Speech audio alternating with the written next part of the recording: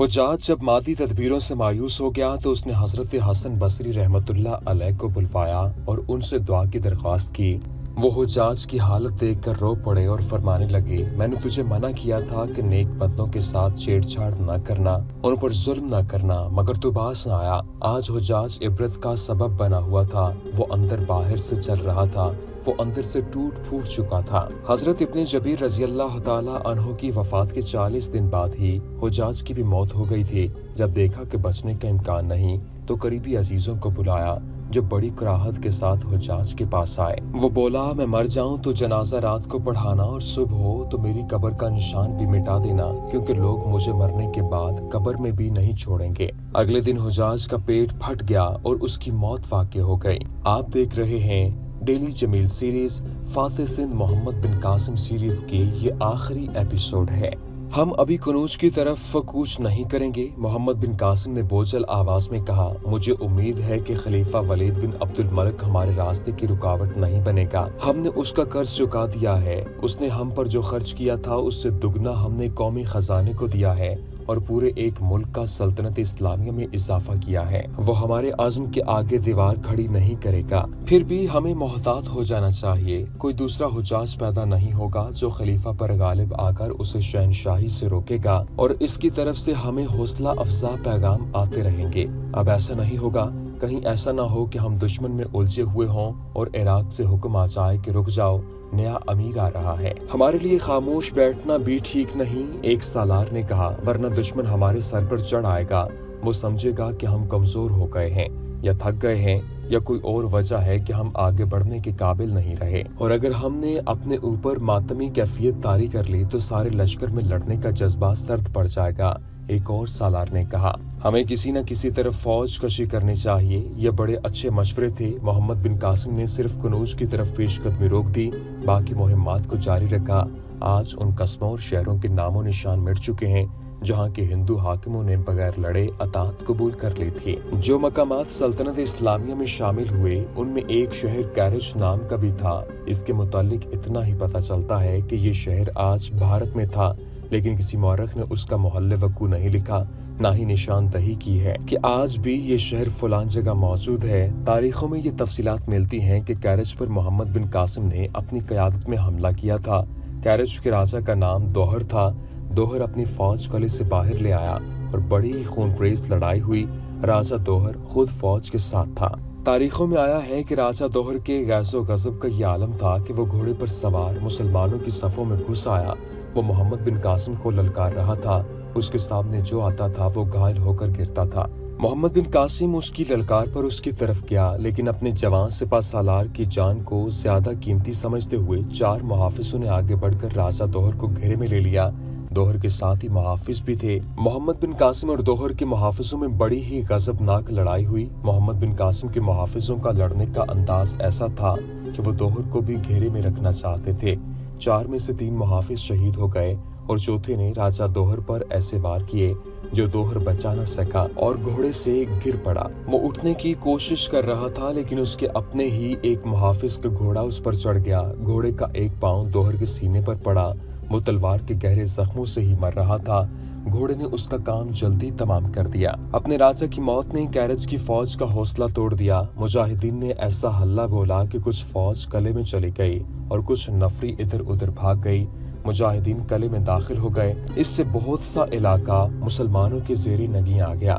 जमाती-उस-सानी 966 हिजरी का महीना था। एक रोज खलीफा का एक कासिद मोहम्मद बिन कासिम के पास ये हुक्म लेकर आया कि फौज जहाँ है वहीं रुक जाए और किसी तरह भी पेशकदमी न की जाए। क्या तुम बता सकते हो वहाँ के हालात क्या है? मोहम्मद बिन कासिम ने कासिद से पूछा, ये हुक्म क्यों भेजा गया है?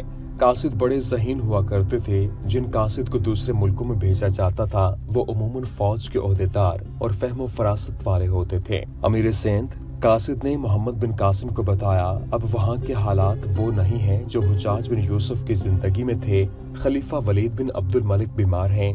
इस बीमारी से शायद वो जानबर न हो सके। खिलाफत की जानशीनी पर खींचा तानी शुरू हो गई है। मालूम होता है बनो उमैया का ये खानदान खिलाफत के झगड़े में आपस के खून खराबे में खत्म हो जाएगा। मरहूम खलीफा अब्दुल मलिक बिन मरवान ने अपनी जगह अपने इस बेटे वलीद बिन अब्दुल मलिक को खिलाफत के लिए अपना जानशीन नामजद किया था और वलीद के बाद वलीद के छोटे भाई सलमान को जानशीन बनाया था, मगर हमारे खलीफा वलीद अपने बेटे अब्दुल अजीज को अपना जानशीन मुकर्रर कर चुके हैं। अमीर सिंध आपके लिए मुझे एक खतरा नजर आ रहा है। आपके चचा मरहूम हुज्जाज बिन यूसुफ खलीफा वलीद के साथ थे।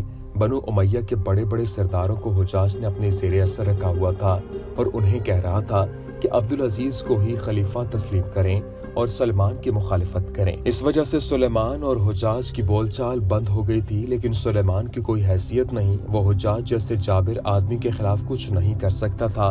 वो हुज्जाज को अपना दुश्मन समझता था। हुज्जाज इंतकाल कर गया, सुलेमान को सर उठाने का मौका मिल गया है। इसके इरादे खतरनाक मालूम होते हैं। खलीफा वलीद बिन अब्दुल मलिक दूर अंदेश है। वो तो अब बिस्तर से बड़ी मुश्किल से उठते हैं। उन्होंने मशरकी मुल्कों के हर हाकिम और सालार को हुक्म भेजा है कि जहां हो वहीं रहो, वरना खतरे में पड़ जाओगे।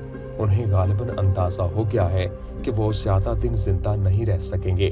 उन्होंने इस खतरे को देखते हुए आपको ये हुक्म दिया है कि ऐसा न हो कि आप और दूसरे मुल्कों में गए हुए सालार लड़ाइयों में उलझे हुए हों और सुलेमान यह हुक्म भेज दें कि लड़ाई बंद कर दो। इसका मतलब ये होगा कि पसपा होकर वापस आ जाओ। इस उधेड़ उमर बाशऊर कासिद ने कहा।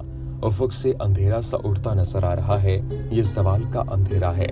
मोहम्मद बिन कासिम जो पहले ही हुज्जाज बिन यूसुफ की वफात के सदमे से नहीं संभला था, खलीफा वलीद बिन अब्दुल मलिक की बीमारी से और ज्यादा परेशान हो गया। परेशानी में इजाफा इन हालात ने किया जो खिलाफत की जानशीनी पर पैदा हो रहे थे। सुलेमान बिन अब्दुल मलिक से मोहम्मद बिन कासिम कोई अच्छी तवक्को नहीं रख सकता था। सुलेमान के दिल में मोहम्मद बिन कासिम के खिलाफ लड़कपन से ही कुदूरत भरी हुई थी। तुम ठीक कहते हो, मोहम्मद बिन कासिम ने आह भरकर कासिद से कहा। उफक से अंधेरा उठ रहा है, अल्लाह हम सब पर रहम करे। कासिद के जाने के चंद दिनों बाद दूसरा कासिद ये खबर लेकर आ गया कि खलीफा वलीद बिन अब्दुल मलिक फौत हो गए हैं और सलमान बिन अब्दुल मलिक ने खिलाफत संभाल ली है और आपके लिए हुक्म है कि नए खलीफा की बैयत करें। कासिद ने कहा, अतात और वफादारी का हलफनामा दें। मोहम्मद बिन कासिम ने नए खलीफा के हुक्म की तामील कर दी। अंदाजा किया जा सकता है कि उसे दिल पर पत्थर रखकर सुलेमान की वफादारी कबूल करना पड़ी होगी। उसने सालार वगैरह को बुलाया और ये खबर उन्हें सुनाई। वलीद बिन अब्दुल मलिक की वफात से ज्यादा अफसोसनाक खबर ये थी कि अब मसनद खिलाफत पर सुलेमान बिन अब्दुल मलिक बैठ गया था। कहाँ उन सालारों का वो जोशो खरोश के आगे ही आगे बढ़ने के लिए हरदम तैयार नजर आते थे और कहाँ ये अफसुर्दगी और मायूसी जैसे ये सस्ताए हुए लोग जो सस्ताने के लिए यहाँ आ गिरा हो। इन सालारों में से बास मोहम्मद बिन कासिम से दुगनी उम्र के और कुछ 80 गुना उम्र के थे। उन्होंने अपने माशरे को जितना समझा था उतना मोहम्मद बिन कासिम नहीं समझता था। मोहम्मद बिन कासिम मर्द मैदान था। फन्ने हरबो ज़र्ब और अस्करी क़यादत की सलाहियत खुदादाद थी, मगर वो ज़ाती मफाद परस्ती और सियासत से नावाकिफ था। वो नहीं समझता था कि लोग ज़ाती सियासत बाजी में क्यों पड़ जाते हैं और वो ज़ाती दोस्ती और दुश्मनी की खातिर किस तरह पूरी कौम के वकार को तबाह कर देते हैं। वो इंसानी फितरत के इस पहलू को नहीं समझता था। ये तो उसके ज़हन में आ ही नहीं सकती थी कि इक़्तिदार की हवसकार और उनकी ज़ाती सियासत उसे किस चक्की में पीसेगी। कुछ दिन और गुजर गए। एक रोज दमिश्क से एक आदमी बिलाल बिन हशाम आया। इतने लंबे सफर की थकन के अलावा वो घबराहट के आलम में था। उस वक्त मोहम्मद बिन कासिम कैरेज में था। वो शोबान सकफी के साथ कहीं बाहर खड़ा था। बिलाल बिन हशाम उनके करीब जाकर घोड़े से उतरा। पहले वो मोहम्मद बिन कासिम फिर शोबान सकफी से बगलगीर होकर मिला। वो रो रहा था। उसे मोहम्मद बिन कासिम के खैमे में ले गए। इब्ने कासिम, बिलाल ने कहा, अगर तू जिंदा रहना चाहता है तो खुद मुख्तारी का ऐलान कर दे। ये इतना बड़ा मुल्क जो तूने फतह किया है, इसका मुख्तारी कुल बन जा और इसे खिलाफत से आजाद कर दे, अपनी सल्तनत बना ले। हुआ क्या है? मोहम्मद बिन कासिम ने पूछा। वहाँ के हालात कैसे हैं? ये पूछो कि वहाँ क्या नहीं हुआ। बिलाल बिन हशाम ने कहा, वहाँ सुलेमान बिन अब्दुल मलिक की तलवार चल रही है। मरहूम खलीफा और मरहूम हुज्जाज के जितने भी हामी और साथी थे, उनमें से ज्यादातर को सुलेमान ने कत्ल करवा दिया है और बाकियों को ओहदों से मासूल करके उन पर ऐसे झूठे इल्जाम लगाए हैं कि वो मुंह छुपाते फिर रहे हैं। जिसकी तरफ इशारा करके कह दो कि ये हुज्जाज का साथी था اسے سلیمان قتل کروا دیتا ہے اور ابن قاسم سلیمان ایسا باولا ہو گیا ہے کہ اس نے چین کی فاتح قتیبہ بن مسلم اور اندلس کے فاتح موسیٰ بن نصیر کو گرفتار کر کے بیڑیاں ڈال دی ہیں۔ ان کے خاندان کو اس نے بیکاری بنا دیا ہے۔ میں نے سنا ہے کہ ان دونوں فاتحین کو وہ ذلیل و خوار کر کے مارے گا۔ بعد میں ایسے ہی ہوا تھا۔ سلیمان نے موسیٰ بن نصیر کو مکہ بھیج دیا اور اسے مجبور کر دیا تھا کہ وہ عمرہ اور حج کے لیے آنے والوں سے بھیک مانگے۔ یہ الگ داستان ہے۔ جس نے اس داستان کو مرتب کیا ہے دعاؤں کا طالب ہے۔ انشاءاللہ اگر حیات باقی رہی تو یہ داستان جو کسی دوسرے سلسلے میں سنائی جائے گی، بتائی جائے گی۔ سلیمان نے تمام امیر تبدیل کر دیے ہیں۔ بلال بن حشام نے کہا مشرقی ملکوں کا امیر یزید بن محلب کو بنا دیا ہے، تو شاید جانتا ہوگا کہ یزید بن محلب کی تیرے خاندان کے ساتھ کتنی پرانی دشمنی ہے۔ حجاج کا تو وہ جانی دشمن تھا۔ یزید بن محلب نے ایک خارجی صالح بن عبد الرحمن کو خراج کے محکمے کا حاکم مقرر کر دیا ہے۔ یہ تمہارے خاندان کا دوسرا دشمن ہے۔ ان دونوں نے میری موجودگی میں اعلانیہ کہا ہے کہ ہم بنو ثقیف کو خاک میں ملا دیں گے۔ ابن قاسم اب کوئی ثقفی زندہ نہیں رہے گا۔ تو بھی ثقفی ہے، تیری معزولی کے احکام آ رہے ہیں۔ تجھے معلوم ہوگا کہ حجاج نے صالح بن عبد الرحمن کے بھائی کو مروا دیا تھا کیونکہ وہ فتنہ پرور خارجی تھا۔ اب صالح کہتا ہے کہ وہ اپنے بھائی کے خون کا بدلہ لے گا۔ تو اس کا پہلا شکار ہوگا ابن قاسم۔ معزولی سے پہلے خود مختاری کا اعلان کر دے۔ ہاں ابن قاسم، شبان ثقفی نے کہا، سمندر سے سورت تک اپنا جو لشکر پھیلا ہوا ہے وہ سب تیرے ساتھ ہیں۔ اس ملک کے ہندو بھی تیرے ساتھ ہیں، سب تیرے وفادار ہیں۔ ہم سب تیرے ساتھ ہیں، خود مختار ہو جاؤ۔ نہیں، محمد بن قاسم نے کہا، میں نے خود مختاری کی طرح ڈال دی تو بہت سے ایسے ملک ہیں جہاں مجھ جیسے سالار امیر ہیں، وہ بھی خود مختار ہو جائیں گے، پھر سلطنت اسلامیہ ٹکڑے ٹکڑے ہو جائے گی۔ دوسرے سالار بھی آ گئے، انہوں نے بھی محمد بن قاسم سے کہا کہ وہ خود مختاری کا اعلان کر دے اور جب تک سلیمان خلیفہ ہے خلافت سے تعلق توڑے رکھے، لیکن محمد بن قاسم نہیں مانا۔ وہ کہتا تھا خلافت کا تعلق رسول اللہ کے ساتھ ہے اور رسول اکرم صلی اللہ علیہ وآلہ وسلم کی حکم عدولی نہیں کرے گا۔ دمشق میں سلیمان کے حکم سے اس کے مخالفین کا خون بہتا رہا۔ حجاج کے خاندان کے افراد کو پہلے عہدوں اور رتبوں سے معزول کیا گیا، پھر انہیں قتل کرایا جانے لگا۔ اس خاندان کی مستورات کو بھی نہ بخشا گیا۔ پھر محمد بن قاسم کی معزولی کا حکم آ گیا اور اس کی جگہ پر یزید بن قبشہ کو سندھ کا امیر مقرر کیا گیا۔ تاریخوں میں یہ واضح نہیں کہ محمد بن قاسم کے خلاف الزام کیا تھا۔ الزام عائد کرنے کی ضرورت ہی نہیں تھی۔ یہ خاندانی، ذاتی اور سیاسی عداوت اور انتقام کا معاملہ تھا۔ کیونکہ الزام واضح نہیں، اس لیے اسلام دشمن عناصر نے نہایت بہبود الزامات گھڑ کر محمد بن قاسم پر تھوپی ہیں، جن میں وہ بڑی خوبصورت ہندو لڑکیوں کا نمایاں ذکر کیا گیا ہے۔ اگر محمد بن قاسم پر الزام ہوتا یا اس نے ایسے جرم کا ارتکاب کیا ہوتا تو اسے گرفتار کر کے قاضی کی عدالت میں پیش کیا جاتا۔